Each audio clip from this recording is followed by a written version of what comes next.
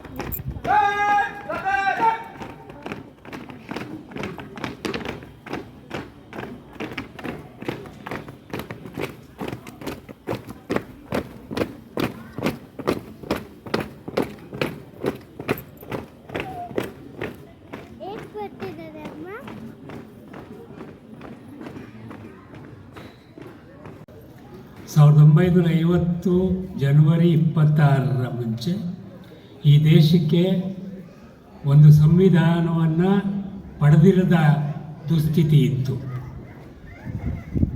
1947ರವರೆಗೂ ಈ ದೇಶವನ್ನು ಸುಮಾರು ಸ್ಮರಿಸುತ್ತಾ ಸಂವಿಧಾನದ ಬಗ್ಗೆ ಸರಳವಾಗಿ ಎಲ್ಲರಿಗೂ ಅರ್ಥವಾಗುವಂತೆ ತಿಳಿಸಿದ ಶ್ರೀ ಜಾಣಗೆರೆ ವೆಂಕಟರಾಮಯ್ಯ ಸರ್ ಅವರಿಗೆ ತುಂಬು ಹೃದಯದ ಧನ್ಯವಾದಗಳು.